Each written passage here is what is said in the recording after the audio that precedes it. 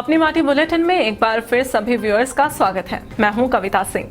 आपके लिए हाजिर है खेती और बागवानी का धमाकेदार पैकेज, जिसमें हम आपको उस किसान से मिलाएंगे जिसके मॉडल ने सारे देश में धमाल मचा रखी है। इसके अलावा पंजाब बॉर्डर पर बसे किसानों का हाल जानेंगे, साथ ही दूध की पेमेंट न मिलने के कारण भी तलाशेंगे और अंत में मिलवाएंगे ब्यूटी क्वीन शिल्पा शेट्टी से। लेकिन सबसे पहले बात होगी उस होनहार किसान की जिसने केंद्र सरकार को अपना कायल बना लिया है। एक तरफ भाजपा की प्रदेश और केंद्र सरकार किसानों की खातिर नए नए वादे करती नहीं थक रही, वहीं दूसरी तरफ हिमाचल में धान बेचने का अपना बाजार ही नहीं है। पेश है पंजाब बॉर्डर से मिलवा के किसानों की दर्द भरी दास्तां। हिमाचल के सबसे बड़े जिला कांगड़ा में धान की फसल खूब होती है। जिला के पंजाब बॉर्डर से सटा है खूबसूरत मंड इलाका।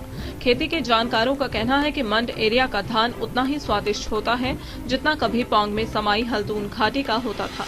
मंड एरिया में भी धान की फसल खूब होती है, लेकिन इन किसानों की भी मुश्किलें वही हैं जो हिमाचल के अन्य इलाकों में है।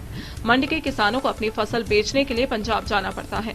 किसानों का कहना है कि बड़े शर्म की बात है कि दोगुनी आय और जीरो बजट खेती के नाम पर ढींगे हाँकने वाली सरकारें हिमाचल में आज तक अपनी धान मंडियां ही नहीं बना पाई हैं। ब्यास दरिया किनारे इन दिनों मंड में धान की करीब 40% कटाई पूरी हो चुकी है। किसानों को इस बात की फिक्र है कि आखिर उनकी फसल कहां बिकेगी।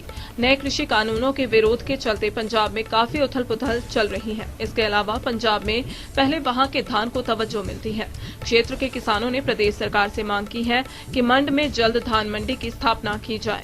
अपनी माटी टीम ने इंदौरा में कृषि अधिकारी विजय लांबा से बात की। उन्होंने बताया कि धान की 40% कटाई हो चुकी है, काम तेजी से चल रहा है। बहरहाल सवाल यही है कि आखिर हिमाचल में धान मंडियां क्या सपना ही रहेंगी। आपको यह स्टोरी कैसी लगी, इस पर अपनी राय जरूर दें। ये लगभग 15-20 दिन से कटाई हो रही है और लगभग 40% जो पूरी हो चुकी है। सर, विभाग द्वारा कोई इस फसल की खरीद के लिए कोई प्रबंध किए गए हैं या नहीं? यहाँ पे मंडीकरण की कोई सुविधा नहीं है विभाग द्वारा।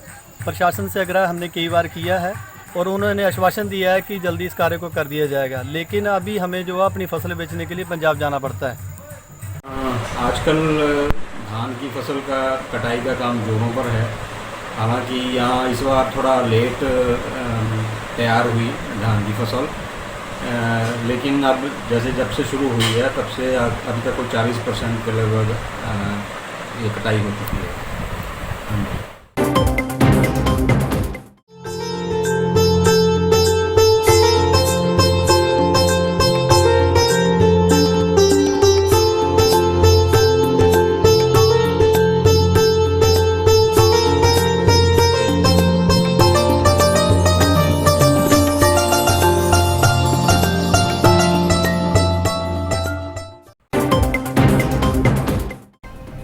हिमाचल को यूं ही देवभूमि नहीं कहते। एक बार जो यहां आ जाता है वो सब कुछ भूलकर यहीं रम जाता है। मॉडल एवं सिने तारिका शिल्पा शेट्टी ने हंगामा 2 की शूटिंग के दौरान मनाली के एक बागीचे से वीडियो शेयर किया है। तस्वीर में नजर आ रही खूबसूरत हसीना को भला कौन नहीं जानता। यह सिने तारिका शिल्पा शेट्टी हैं। वह इन दिनों मनाली में हंगामा 2 की शूटिंग कर रही हैं। बताते हैं कि इसी बीच जब शिल्पा ने एक बागीचे में सेबों से लदे पेड़ देखे तो होश खो बैठी। मनाली के बड़ागढ़ में उन्होंने गोल्डन सेब का स्वाद भी लिया। उनके साथ शूटिंग के लिए एक्टर परेश रावल भी आए हैं। यह सारी टीम नकुल खुल्लर के होटल बड़ागढ़ रिजॉर्ट एंड स्पा में ठहरी है। अपने शूटिंग शेड्यूल से समय निकालकर इस सिने तारिका ने कई फोटो और वीडियो सोशल मीडिया पर पोस्ट किए हैं। खासकर सेब के बागीचे से पोस्ट किए गए इस वीडियो ने हिमाचली सेब की खूब ब्रांडिंग की है, जिसे किसान और बागवान भाई खूब पसंद कर रहे हैं। वो झाड़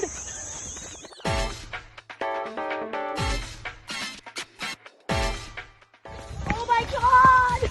I'm in apple heaven! Look at this. A for apple, B for बड़े एप्पल, C for छोटे एप्पल। So cute!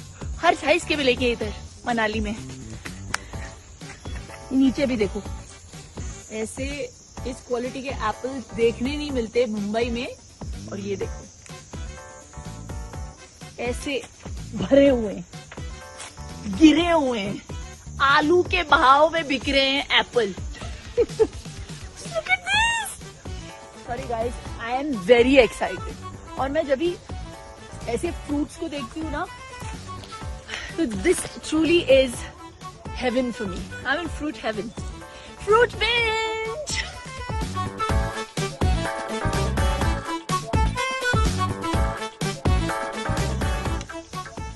ये एक्चुअली है गोल्डन एप्पल्स. ये ग्रीन एप्पल्स नहीं है, ये गोल्डन एप्पल्स हैं.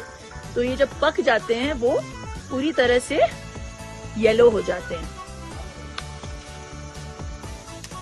ओह माय गॉड, अभी भी कितने मीठे हैं. यम. मनाली डायरीज. हिमाचल में पहले ही किसानों और पशुपालकों की हालत खराब है. खासकर पशुपालकों की एक मुसीबत जाती है तो दो नई आन पड़ती है. सोलन में दुधारू पशु सुधार सभा चल रही है. इस सभा के पास दूर दूर से पशुपालक दूध लाते हैं, जिससे शहर को स्वादिष्ट दूध मिलता है. लेकिन इन दिनों पशुपालकों पर बड़ा संकट आ गया है. दर्जनों पशुपालकों को 3 माह से दूध की पेमेंट नहीं हुई है. अपनी माटी टीम ने इस मसले की गंभीरता को देखते हुए इसे सरकार के सामने लाने का प्रयास किया है. नम आंखों से एक महिला पशुपालक ने कहा कि वह रोजाना 12 किलोमीटर पैदल चलकर सभा के दुग्ध एकत्र केंद्र में दूध बेचती है. बावजूद उसको पेमेंट नहीं दी जा रही है. पशुपालकों ने मांग उठाई है कि शीघ्र उन्हें पेमेंट की जाए. दूसरी ओर सभा के अध्यक्ष रविंद्र परिहार ने दावा किया कि जल्द ही किसानों की पेमेंट उनके खाते में डाल दी जाएगी. मेरा नाम धर्मदत्त है जी, और मैं वाकड़ा घाट सोसाइटी से भी हूँ और एक मेरे ग्रोवर भी हूँ. तो हमारा मेन मुद्दा तो यही था आज यहाँ आने का कि मेन मुद्दा जो है हमारे किसानों को जो पैसे नहीं मिल रहे, यहाँ से पेमेंट नहीं दी जा रही इस सभा से. अब हमें नहीं पता इनका अंदरूनी मामला क्या है, इनकी अंदरूनी क्या चल रही है यहाँ पे. लेकिन यहाँ पे 3 महीने से जो है किसानों को पैसे नहीं मिल रहे हैं. 3 महीने से किसान पैसे के लिए जूझ रहा है, अपने पशुओं के लिए चारा नहीं खिला पा रहा. अपनी रोजी रोटी का जो उनका साधन है वो एक किस्म से जो है वो शून्य है. उनको रोजी रोटी के लाने पड़ गए हैं. और कई बहुत सारे हमारे किसान ऐसे हैं जो इसी दूध के ऊपर डिपेंड है और दूध दे के वो गुजारा करते हैं, अपने परिवार को पाल रहे हैं. लेकिन उनको 3 महीने से पैसा नहीं मिल रहा. हमारी तो गुजारिश यही होगी प्रशासन से भी और मिल्क सोसाइटी से भी कि हमारे लोगों को, हमारे किसानों को पैसा दिया जाए, उनका पैसा दिया जाए. और जो भी उनका 3 महीने से पैसा रुका है वो विद ब्याज मिलना चाहिए उन लोगों को. यही कहना है मेरा. तो मैं योगेश शर्मा BMC साधुपुर से प्रधान हूँ मिल्क सोसाइटी का. तो इसमें हमें 2-3 महीनों से बड़ी प्रॉब्लम आ रही है. आज हम ये कार्यकारिणी की मीटिंग सुनी थी यहाँ, तो इस सेंटर पे आए थे. लेकिन ये कार्यकारिणी के सदस्य सिर्फ चेयरमैन जी हमारे बीच उपस्थित रहे और बाकी कार्यकारिणी का सदस्य कोई भी हमारी बात सुनने नहीं आया. लोग बड़े परेशान हैं. 3 महीनों से दूध की पेमेंट नहीं आई लोगों के अकाउंट में. तो हम कार्यकारिणी से यही एक क्वेश्चन रखना चाह रहे थे, भाई हमारी पेमेंट क्यों रोकी जा रही है. तो इसके लिए ये कोई भी कार्यकारिणी का जो सदस्य है, इसमें जो सदस्य 15-20 लोग, ये कोई भी हमारे समक्ष उपस्थित नहीं हुए. हमें इतने कोई 50 किसान थे हमारे साथ आज, दुधारू जो दूध उत्पादक करते हैं. तो बड़े रुष्ट होके हम लोग सभी यहाँ से जा रहे हैं और कल परसों शायद DC साहब के पास इनकी ये कंप्लेंट रखेंगे कि इस कार्यकारिणी को भंग किया जाए. जो किसानों की समस्या को नहीं सुन सकता उस व्यक्ति को इस सीट पे बैठने का कोई अधिकार नहीं है. हमारी बहुत ज़्यादा प्रॉब्लम ये, जब ना तो पशु को मतलब पैसे की वजह से चारा खा पा रहे हैं, ना फीड दे पा रहे हैं. और लोग जो बहुत इससे मतलब जूझ रहा है कठिनाइयों से. इनकी आपसी फूट की वजह से किसान मर रहा है. तो क्या होना चाहिए? हमारे पैसे जो 5 तारीख को मतलब मिलने चाहिए, हर महीने की 5 तारीख को, क्योंकि हम उधार फीड वगैरह खाते हैं, वाले को ज़्यादा पैसे नहीं मिलते हैं. नाम कुशला देवी है. मैं जोना MG पंचायत से बिलोंग करती हूँ. एक डेयरी फार्म आज हम इनको दूध देते हैं, 10-12 साल हो गई है हमारे को, और ये लोगों की पेमेंट नहीं करे. हम कैसे पूरा करेंगे? कहाँ से हम फीड के लिए पैसे लाएंगे? लोग लाले जो है हमारे से रोज पैसे मांगते रहते हैं. हम उनको कहाँ से पैसे देंगे? कहाँ से अपनी फीड उपलब्ध करेंगे? कहाँ से पशुओं के लिए चारा उपलब्ध करेंगे? हमारे को इसके पैसे मिलने चाहिए और हमारे दूध के दाम भी बढ़ने चाहिए. हम लोग जो किस तरह से पूरा कर सकते हैं? हमारे भी छोटे छोटे बच्चे हैं, कैसे हम अपना गुजारा करें? किस तरह से पालें हम पशुओं को? सोचते तो हम है वही हम करें, पर करें कैसा जब हमारे को दूध का ही पेमेंट नहीं मिलती. इसलिए जो है ये कार्यकारिणी भंग कर दी जाए और अच्छी कार्यकारिणी की जगह स्थगित की जाए.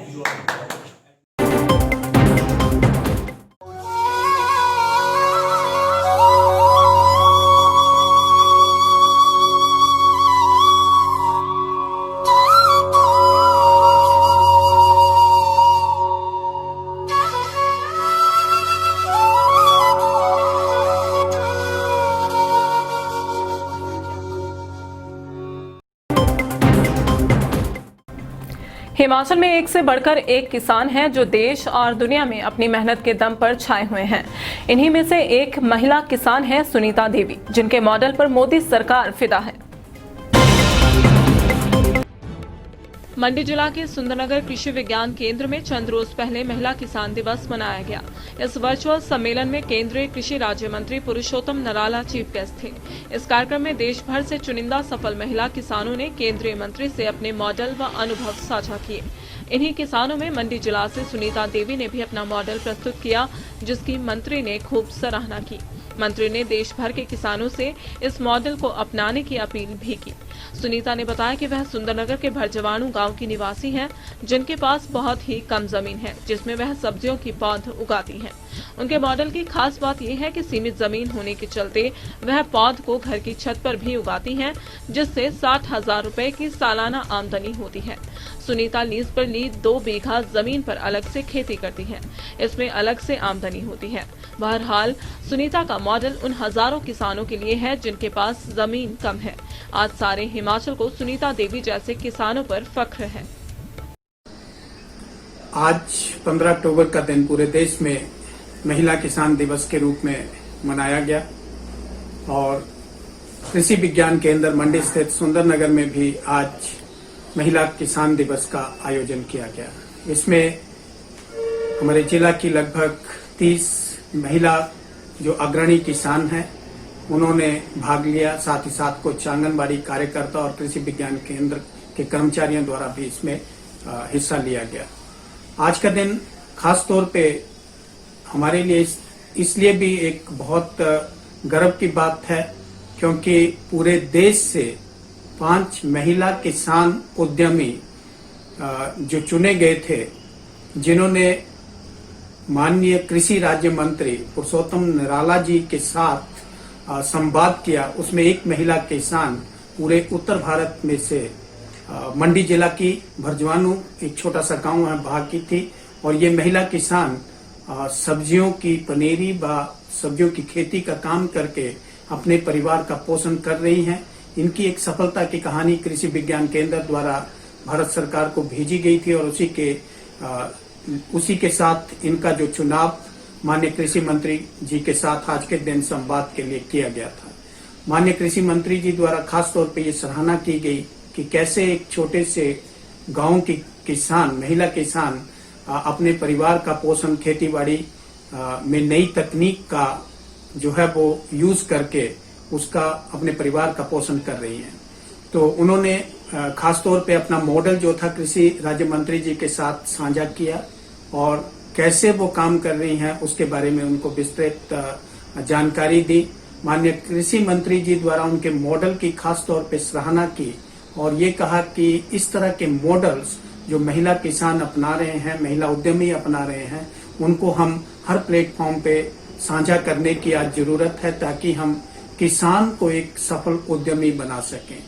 खास तौर पे महिला किसान दिवस का इसलिए भी महत्व है पहाड़ी क्षेत्रों के लिए क्योंकि हिमाचल जैसे पहाड़ी प्रदेश में महिलाओं का योगदान खेती में ज्यादा रहता है और महिलाएं ही खेती के कार्यों को ज्यादा अच्छी तरह से यहाँ पे करती हैं और अगर एक महिला किसान को हम कृषि तकनीक से शिक्षित करते हैं तो पूरे परिवार का, पूरे गांव का विकास जो है कृषि के क्षेत्र में होना संभव है।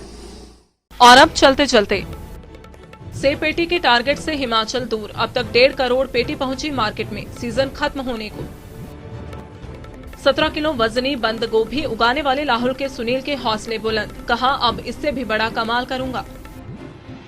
मैदानी इलाकों में धान की थ्रेशिंग का काम पूरा, अब पहाड़ी क्षेत्रों में काम शुरू। और जयराम सरकार नहीं दे पा रही फल उत्पादकों को मुआवजा। कोरोना काल में हुआ था भारी नुकसान। चलिए आज के कार्यक्रम में बस इतना ही। अगले हफ्ते फिर मुलाकात होगी किसानों और बागवानों से जुड़ी कुछ खास जानकारियों के साथ। तब तक के लिए देखते रहिए दिव्य हिमाचल टीवी।